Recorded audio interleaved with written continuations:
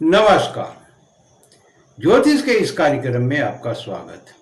आज हम जिस विषय पर चर्चा करने जा रहे हैं वह है स्त्री और शत्रु से ऐश्वर्य की प्राप्ति।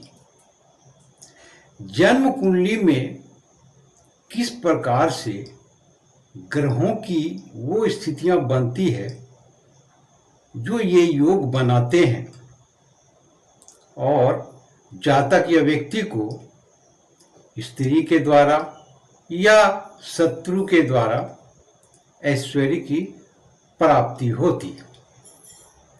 सर्वप्रथम स्त्री के द्वारा किस प्रकार से ऐश्वर्य की प्राप्ति होती इसे समझते हैं।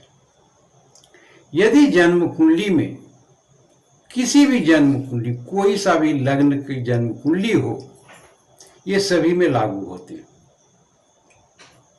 सप्तमेश अर्थात सप्तम भाव के स्वामी नवम भाव में स्थित हों और नवम भाव में नवेश भी हो, नवम भाव के स्वामी भी हों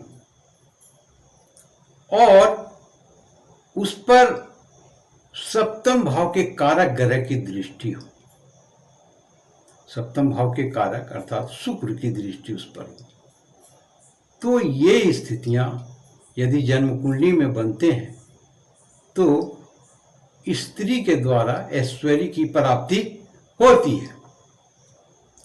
दूसरा है, यदि सप्तम भाव के स्वामी नवम भाव में स्थित हो और नवम भाव के स्वामी सप्तम भाव में हो और कारक ग्रह इन दोनों भावों में से किसी भी भाव में हो, या नवम भाव में हो या सप्तम भाव में हो, तो ऐसी स्थिति में स्त्री के द्वारा ऐश्वर्य की प्राप्ति योग बनते हैं। तो ये दो योग मैंने जो बताए आपको, ये स्त्री के माध्यम से, स्त्री के द्वारा अर्थात पत्नी के द्वारा ये ऐश्वर्य की प्राप्ति होती है। अब हम दूसरा पहलू को देखते हैं, शत्रु के द्वारा किस प्रकार से ऐश्वर्य की प्राप्ति होती है। तो सर्वप्रथम छठे भाव का स्वामी नवम भाव से संबंध बनाकर नवम भाव में स्थित हों और उस पर कारक ग्रह अर्थात केतु की दृष्टि हो, तो इस प्रकार के योग बनते हैं, अर्थात शत्रु के माध्यम से इसे ऐश्वर्य की प्राप्ति होती।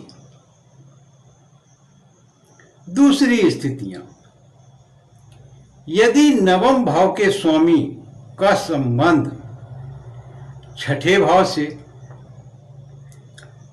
आठवें भाव से या 12वें भाव से होते हैं, ये दोनों प्रकार के हो सकते हैं, या तो दृष्टि संबंध हो या युति संबंध हो। जन्म कुंडली में यदि इस प्रकार की स्थितियां योग बनते हैं तो जातक या व्यक्ति को शत्रु के माध्यम से ऐश्वर्य की प्राप्ति होती।